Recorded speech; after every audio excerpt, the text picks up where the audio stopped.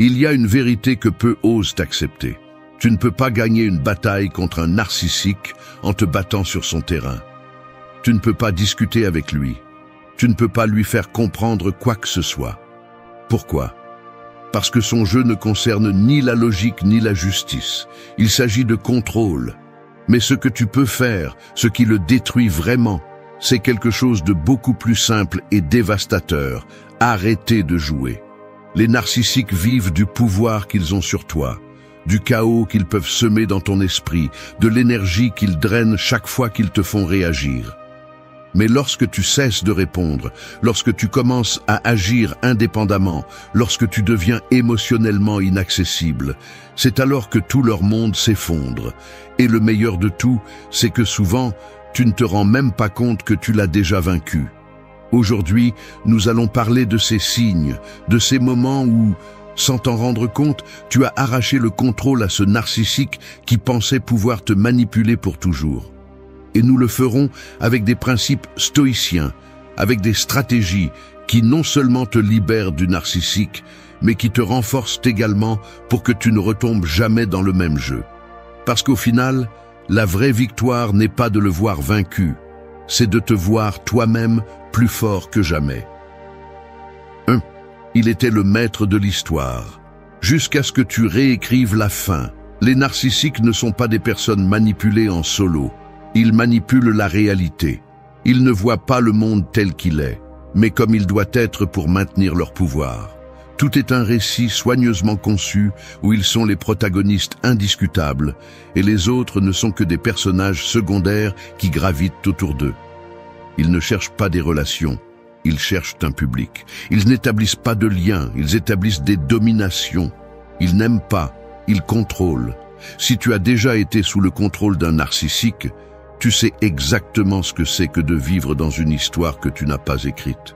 Dans sa version des faits, c'est lui qui t'a aidé quand personne d'autre ne l'a fait, qui t'a façonné, qui t'a rendu fort, qui t'a tout appris ce que tu es censé savoir. Mais surtout, dans son histoire, il a toujours été le héros incompris et toi l'ingrat qui n'a jamais su apprécier son sacrifice. Chaque fois que tu essayais de fixer des limites, chaque fois que tu voulais t'éloigner, il réécrivait les faits en sa faveur. Après tout ce qu'il a fait pour toi, c'est ainsi que tu le remerciais. Tout ce qu'il disait et faisait était pour ton bien.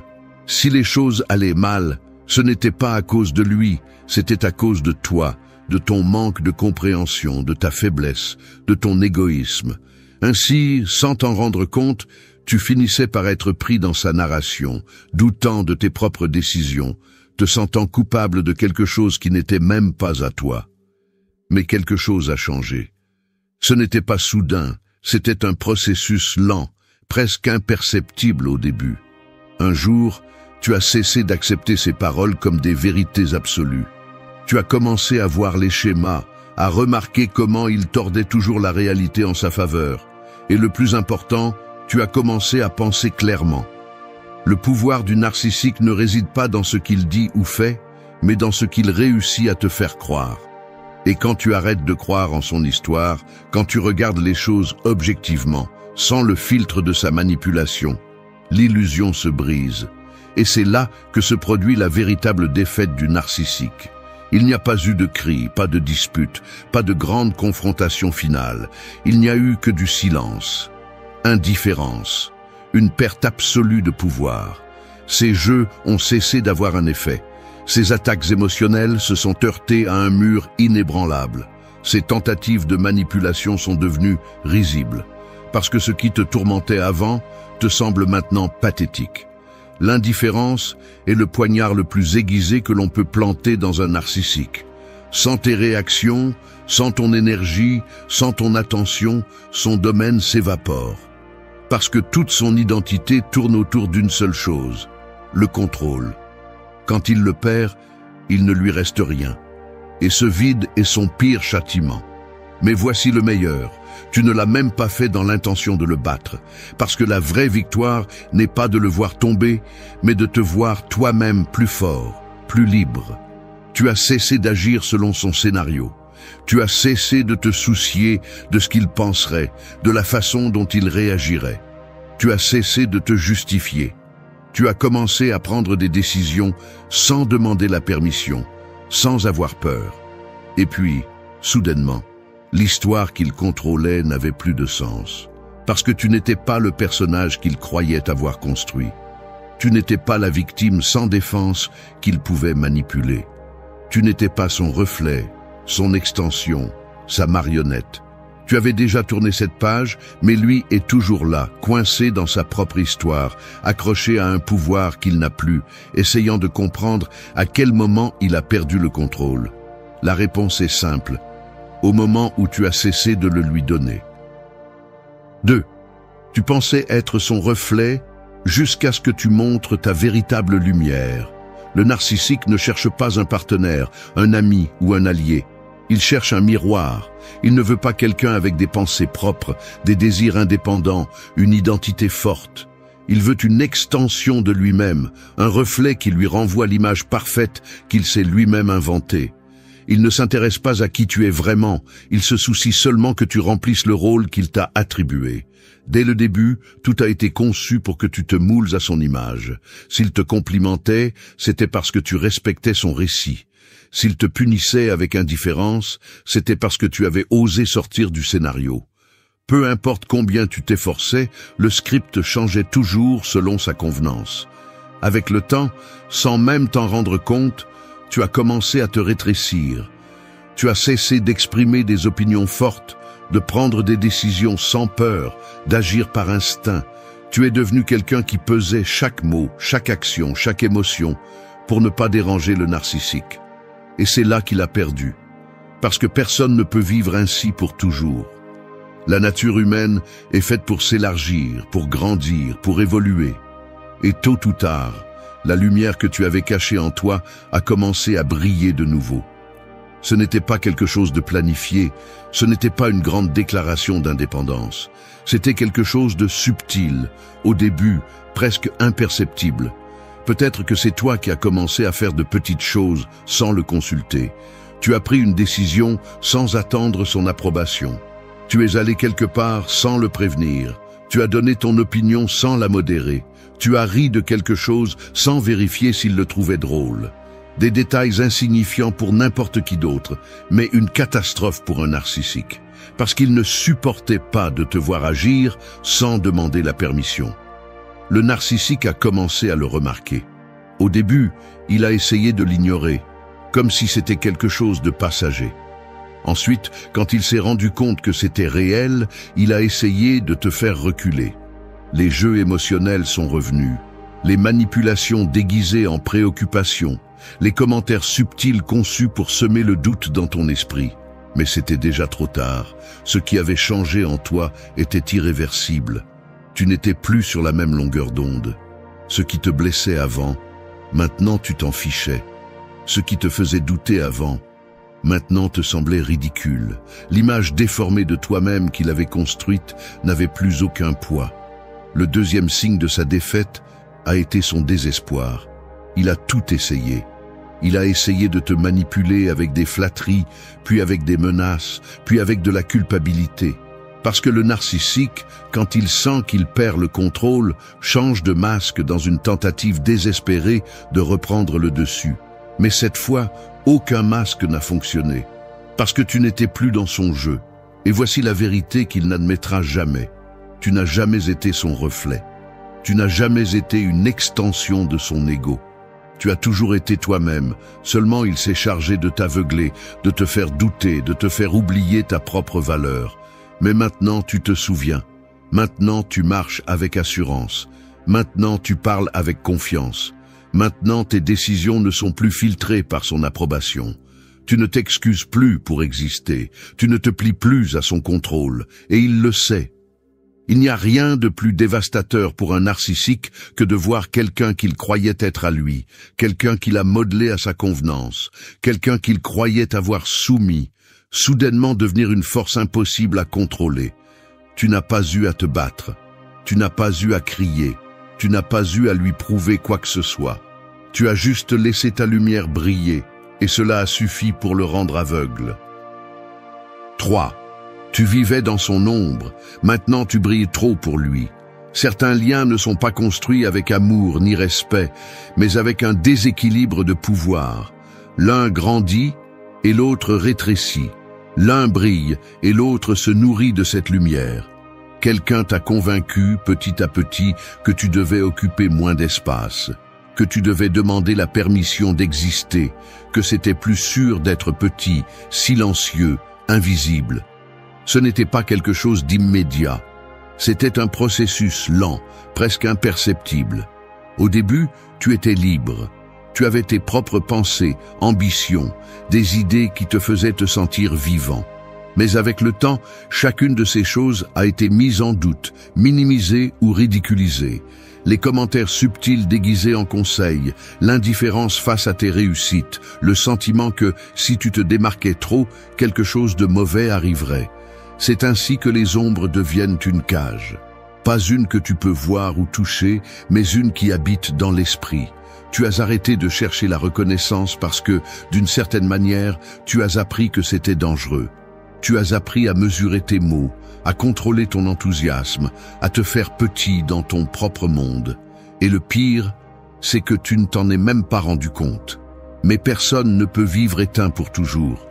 Peut-être qu'il n'y a pas eu un grand moment de révélation, mais un réveil silencieux.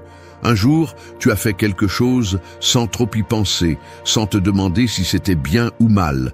Parle avec confiance. Tu as donné une opinion sans censure. Tu as osé faire quelque chose juste pour le plaisir de le faire. Ce n'était pas prévu, ça s'est juste passé. Et à cet instant, quelque chose en toi s'est rallumé. La réaction a été immédiate. D'abord l'incrédulité. Ensuite, les petites épreuves pour te faire reculer. Le commentaire sarcastique, la moquerie déguisée en blague, l'indifférence soudaine face à ton bonheur.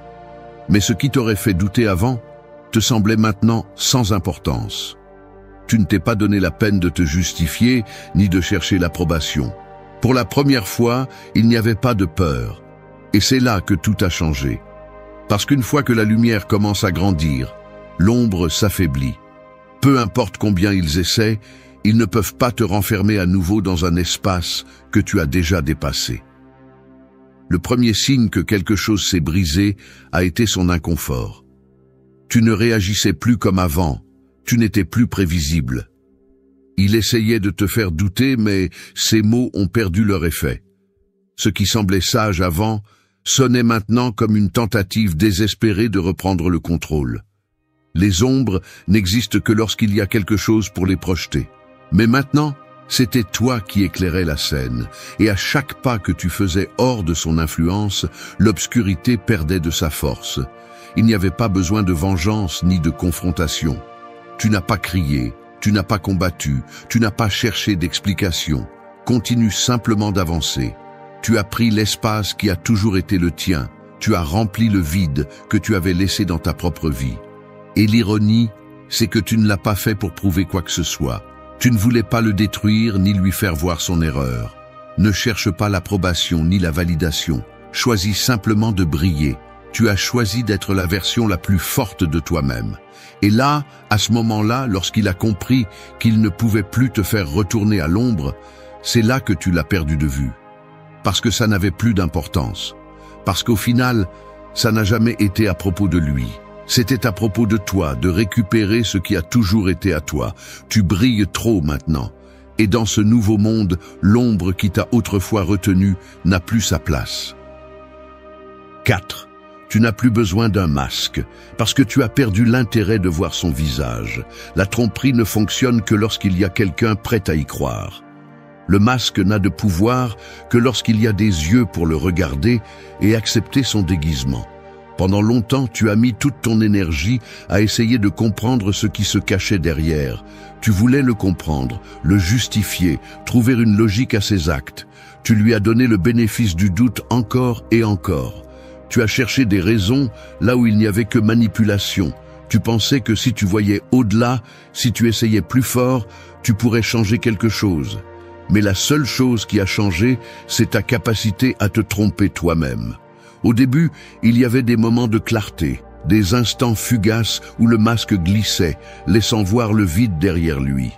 Peut-être étaient-ce de petits gestes, des mots sans filtre, une réaction disproportionnée, quelque chose dans son regard qui ne correspondait pas à l'image qu'il projetait. Mais chaque fois que cela se produisait, tu choisissais de l'ignorer. Non pas parce que tu étais naïf, mais parce que tu n'étais pas prêt à accepter la vérité. Parce qu'une fois que tu vois ce qui se cache derrière, il n'y a pas de retour en arrière. Le moment où tout s'est brisé n'a pas été dramatique. Il n'y a pas eu de grande révélation. Ce n'était pas une découverte repentie. C'était un processus lent, cumulatif, inévitable. Tu as commencé à réaliser que chaque sourire était calculé, chaque geste avait une intention, chaque mot cachait un but. Tu as compris que rien de ce qu'il disait ou faisait n'était authentique. Il n'y avait pas de personne réelle derrière le masque, juste un reflet de ce que les autres s'attendaient à voir. Et c'est là que l'illusion s'est effondrée. Non pas parce qu'il a cessé de jouer, mais parce que tu as cessé de regarder.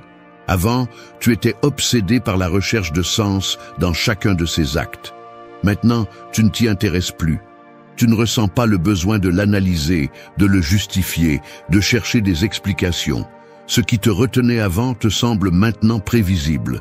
Toujours le même cycle, les mêmes stratégies, les mêmes tentatives de reprendre le contrôle. Mais ça ne marche plus. Parce que la tromperie n'a de pouvoir que lorsqu'il y a quelqu'un prêt à y participer, et tu décides de quitter le jeu. C'est cela qui le détruit vraiment. L'indifférence, le silence. Il n'y a pas de haine, pas de rancœur, pas de désir de vengeance. Juste du vide, juste la certitude que cela n'a plus d'importance.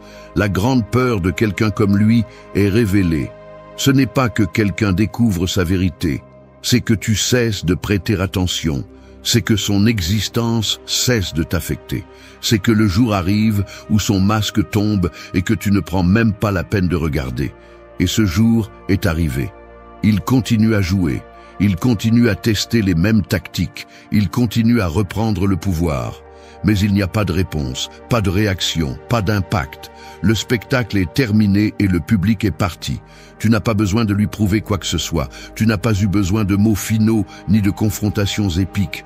Tu n'as rien fait pour le démasquer. Tu l'as juste laissé se montrer. Et à ce moment-là, le masque a perdu sa raison d'être, parce qu'il n'y avait plus personne pour le rendre réel. 5. Son contrôle s'effondre. Et toi, tu ne bronches pas.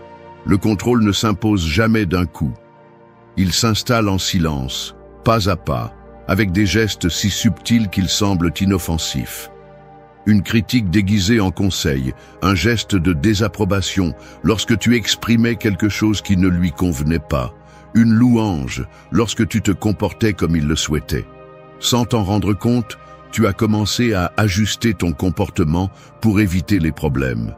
Tu pesais tes mots, tu réfléchissais à 2 fois avant d'agir, tu reculais lorsque tu sentais que quelque chose pourrait le déranger. Ce n'était pas un ordre direct, ça ne l'est jamais.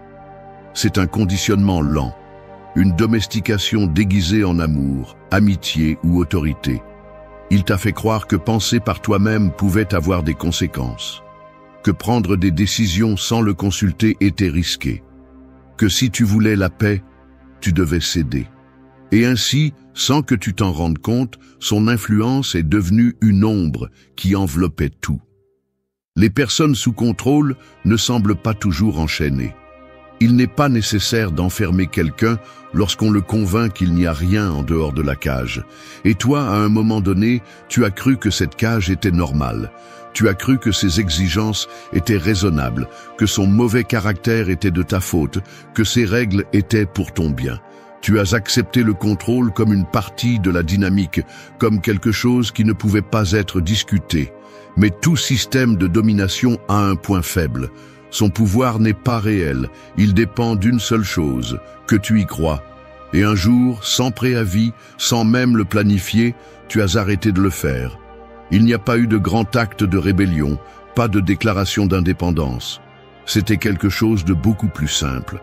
Un jour, son opinion a cessé d'être la seule qui comptait. L'une de ses règles a cessé d'avoir un sens. L'une de ses manipulations, auparavant invisible, est devenue évidente. Et à ce moment-là, le contrôle a commencé à s'effondrer. Tu ne l'as pas affronté avec colère, tu n'as pas crié, tu n'as pas essayé de le convaincre de quoi que ce soit. Tu as simplement commencé à agir de ton propre chef. Peut-être était-ce une décision prise sans le consulter. Peut-être était-ce un geste d'indifférence où auparavant tu aurais essayé de te justifier. Peut-être, pour la première fois depuis longtemps, as-tu fait quelque chose simplement parce que tu le voulais, sans craindre sa réaction. Au début, il ne l'a pas compris. Il pensait que c'était une erreur, un dérapage, quelque chose qu'il pouvait corriger. Il a essayé les mêmes tactiques qui avaient toujours fonctionné. Il a essayé de te faire sentir coupable. Il a essayé de te provoquer. Il a essayé de réécrire l'histoire pour que tu te sentes coupable. Mais cette fois, rien de tout cela n'a fonctionné. Ce n'était pas que tu te battais. Ce n'était pas que tu voulais lui faire du mal. Simplement, son influence n'avait plus d'effet. Les mots qui auparavant t'auraient détruit te semblaient maintenant vides. Les jeux mentaux qui auparavant te confondaient étaient maintenant si évidents qu'ils en devenaient ridicules. Ce qui auparavant te faisait douter te faisait maintenant rire. Et c'est là que tout s'est brisé. Car un manipulateur sans contrôle n'est rien. Son pouvoir reposait sur l'idée que tu avais besoin de lui, que ses mots avaient du poids, que sa présence dans ta vie était essentielle. Mais la réalité est devenue indéniable. Tu n'avais pas besoin de lui. Tu n'en as jamais eu besoin. Il n'y a pas eu de grande bataille finale. Il n'y a pas eu de confrontation épique. Il n'y a pas eu de clôture avec des discours mémorables. Il n'y a eu que du silence.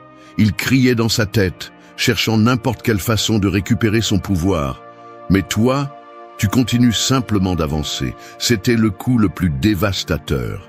Pas que tu l'aies démasqué, pas que tu l'aies exposé, pas que tu l'aies détruit, mais que tu l'aies laissé derrière toi sans regarder en arrière, comme s'il n'avait jamais été si important, comme si son contrôle, qui semblait autrefois absolu, n'avait jamais été réel, et cette vérité lui pèse plus que tout autre.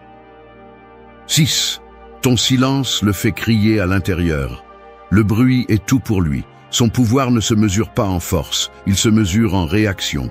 Chaque mot que tu lui adresses, chaque explication que tu lui donnes, chaque fois que tu essaies de te défendre ou de te justifier, alimente son contrôle. Pour quelqu'un comme lui, la pire punition n'est pas la haine ni la confrontation. C'est le vide. Mais pendant longtemps, jouer cette carte semblait impossible. Le silence n'était pas une option. Quand il t'attaquait avec des mots déguisés en préoccupation, tu répondais par des explications. Quand il te blâmait pour ses problèmes, tu essayais de raisonner. Quand il manipulait la situation, tu cherchais à la clarifier. Tu croyais que si tu trouvais les mots justes, si tu disais les choses de la bonne manière, si tu arrivais à te faire comprendre, tout changerait. Mais cela n'a jamais été le cas. Cela n'allait jamais être le cas. Parce qu'il ne s'agissait pas de comprendre, il s'agissait de contrôler, de te garder dans son jeu, de te faire sentir que tu lui devais quelque chose, qu'il y avait un fil invisible qui te liait à lui, que peu importe combien tu essayais de t'éloigner, tu devrais toujours répondre, mais tout a changé quand tu as compris qu'il n'y avait rien à expliquer. Le jour où tu as arrêté de te justifier, où ces provocations ont cessé de te causer de l'anxiété, où ces demandes d'attention ont rencontré un mur d'indifférence, le jeu s'est terminé. Sa domination n'a pas chuté avec des cris, ni avec des menaces, ni avec une confrontation finale, mais avec le silence le plus pur et le plus impénétrable. Et c'est là que le désespoir le consume, parce que chaque fois qu'il te manipulait, chaque fois qu'il tordait la réalité, chaque fois qu'il déformait les faits, il obtenait toujours ce qu'il cherchait, une réaction. Mais maintenant, la réponse n'arrive pas, et il ne peut pas le supporter. Il ne comprend pas comment quelqu'un qui était si facile à manipuler ne montre maintenant plus le moindre intérêt. Au début, il essaie de jouer avec l'évident. Il utilise la culpabilité, il utilise la nostalgie, il utilise les souvenirs qui t'ont fait douter à un moment donné. Quand cela échoue, il recourt à l'agression, à la moquerie, aux provocations conçues pour te faire exploser. Et quand rien de tout cela ne fonctionne, il reste seul. Parce que sans ta réponse, sans ton énergie, sans ton attention, il ne lui reste rien. C'est l'ironie. Il a toujours cru que son pouvoir résidait dans ses mots, dans son charisme, dans sa capacité à manipuler. Mais la vérité est que son pouvoir n'existait que parce que tu le permettais. Le silence le laisse nu face à sa propre réalité. Il n'y a plus personne pour le nourrir, personne pour lui renvoyer son reflet, personne pour soutenir l'histoire qu'il a construite pour lui-même, et cela le détruit de l'intérieur. Mais le meilleur de tout, c'est que tu ne le fais plus pour lui. Ce n'est pas une stratégie, ce n'est pas une vengeance, ce n'est pas une tentative de le faire payer pour tout le mal qu'il a fait. C'est simplement que tu n'as plus rien à dire, parce que la vérité n'a pas besoin d'explication. Parce que la paix n'a pas besoin de témoins, parce que le silence n'est pas une tactique, c'est le résultat de l'avoir complètement surmonté. Et ça, c'est ce qui lui fait le plus mal. 7. Tu n'as pas crié, tu n'as pas combattu, et pourtant tu l'as vaincu. Les films nous apprennent que les grandes batailles sont gagnées avec des discours percutants, avec un dernier affrontement où le héros vainc le méchant avec une vérité écrasante. Mais la vie réelle ne fonctionne pas ainsi. Dans la vie réelle, les défaites les plus dévastatrices ne viennent pas avec des cris ni avec la guerre. Elles viennent avec le silence absolu de celui qui n'a plus besoin de prouver quoi que ce soit. Pendant longtemps, tu as cru que pour te libérer, tu avais besoin d'une confrontation. Tu pensais qu'il y avait quelque chose que tu devais dire, une vérité que tu devais crier, un combat final que tu devais gagner pour fermer le cycle. Tu as passé des nuits à imaginer ce que tu dirais, à répéter les mots qui finiraient par le faire comprendre, qui le feraient se repentir, qui le feraient ressentir au moins une fraction de ce qu'il t'a fait subir. Mais chaque fois que tu as essayé, tu t'es rendu compte de la même chose. Cela ne servait à rien. Il n'était pas intéressé par la vérité. Il ne l'a jamais été. Il ne se souciait pas de te comprendre, de t'écouter, d'arriver à un point médian. Chaque mot que tu lui adressais, chaque effort pour raisonner avec lui, n'était qu'une autre occasion pour lui de s'impliquer dans son jeu. Peu importe si tu étais en colère, si tu étais pressé, si tu étais blessé. La seule chose qui comptait pour lui, c'est que tu étais toujours là. Parce que tant que tu réagissais, tant que tu ressentais le besoin de t'expliquer, de le convaincre, de lui faire voir ce qu'il a fait, il avait encore le contrôle. Mais un jour, quelque chose de différent s'est produit. Il n'y a pas eu de grande décision, il n'y a pas eu de moment de révélation dramatique. Simplement, quelque chose en toi s'est brisé, d'une manière qui ne pouvait plus être réparée. Tu as arrêté de chercher des réponses. Tu as arrêté d'attendre une conclusion. Tu as arrêté d'avoir besoin qu'il comprenne quoi que ce soit. Et c'est là que tout a changé. Le premier signe que quelque chose échappait à son contrôle a été le vide. Il a essayé de te provoquer avec les mêmes stratégies que d'habitude, mais cette fois, tu n'as pas mordu à l'hameçon. Il a lancé des commentaires conçus pour te faire réagir, mais il ne t'affectait plus. Il a essayé de t'entraîner dans la même vieille discussion, mais tu n'es pas entré dans son labyrinthe. Au début, j'ai pensé que c'était une phase, que tu attendais le bon moment pour exploser, pour retomber dans le même cycle. Mais quand les jours ont passé, quand il a vu que tu n'étais vraiment plus là, quand il a senti que son influence sur toi s'estompait, le désespoir a commencé à se faire sentir dans sa voix, dans ses actions, dans son attitude. Parce qu'il n'a jamais pensé que la guerre se terminerait ainsi. Il n'y a pas eu de victoire bruyante, il n'y a pas eu de coup final, il n'y a pas eu de dernier mot pour sceller sa défaite. Ce qu'il y a eu, c'était quelque chose de bien pire. Un jour, tu t'es réveillé et tu ne pensais plus à lui. Un jour, tu as fait quelque chose juste pour toi, sans te souvenir de sa réaction. Un jour, tu as réalisé que le poids sur ta poitrine n'était plus là. Et c'est là que l'histoire a changé. Parce qu'il avait cru que tu serais toujours pris au piège, que son ombre te suivrait toujours, que sa voix serait toujours dans ta tête. Mais sans haine, sans revanche, sans même essayer, tu l'as effacé de ton histoire. Non pas parce que tu as oublié, mais parce que tu as cessé de t'en soucier. Non pas parce que tu l'as pardonné, mais parce que tu as compris que la plus grande vengeance était de ne plus jamais porter son existence. Non pas parce qu'il a changé, mais parce que tu l'as fait. Et cela la détruit plus que n'importe quel combat, plus que n'importe quel cri, plus que n'importe quel coup. Parce qu'au final, il ne s'agissait pas de le battre, il s'agissait de gagner ta liberté. Et sans faire de bruit, sans lui donner d'explication, sans chercher la justice, tu as réussi. 8. Le marionnettiste a perdu ses fils et son pouvoir. Le contrôle ne s'impose pas avec des chaînes visibles. Tu n'as pas besoin de barreaux de fer pour garder quelqu'un emprisonné lorsque les fils invisibles de la manipulation sont suffisamment forts. Il te tenait avec la culpabilité, avec le doute, avec la peur de le perdre. Il manipulait les fils avec précision. Un éloge au bon moment, une punition déguisée en indifférence, un sourire qui te faisait oublier la dernière blessure. Et ainsi, sans que tu t'en rendes compte, tu es devenu sa marionnette. Au début, tu ne l'as même pas remis en question. Tu pensais que c'était normal.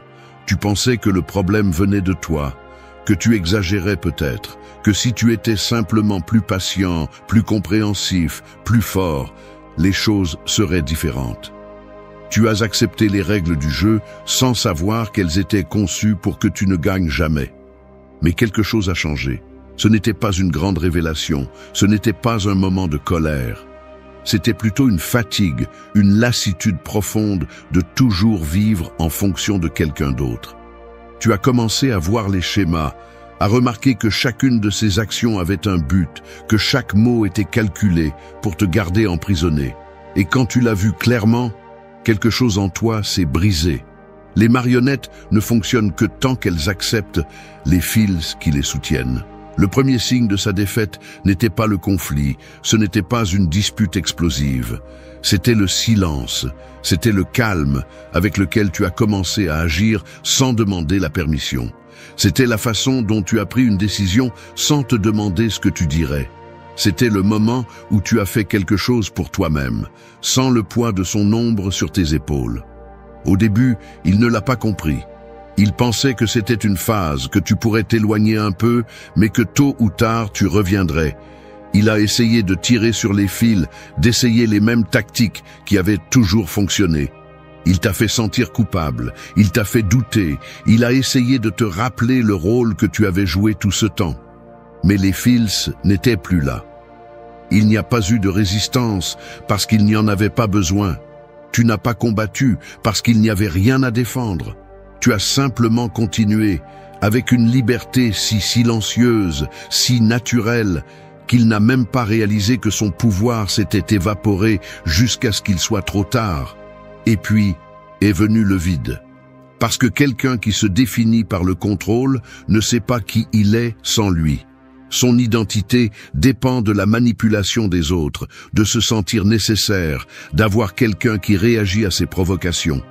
Mais lorsque les fils disparaissent, lorsque la marionnette se lève d'elle-même et s'éloigne sans regarder en arrière, le marionnettiste ne perd pas seulement son domaine, il perd son but. Tu n'as pas besoin de lui arracher les fils des mains. Tu n'as pas besoin de lui prouver quoi que ce soit. Tu n'as pas besoin de rester pour le voir s'effondrer. Seulement toi vois que tu le lâches. Et à ce moment-là, sans faire de bruit, sans cri, sans vengeance, tu l'as détruit. Parce que sans ses fils, sans son théâtre, sans son public, tout ce qui reste est un homme tenant des cordes vides. Merci d'être resté jusqu'à la fin de la vidéo.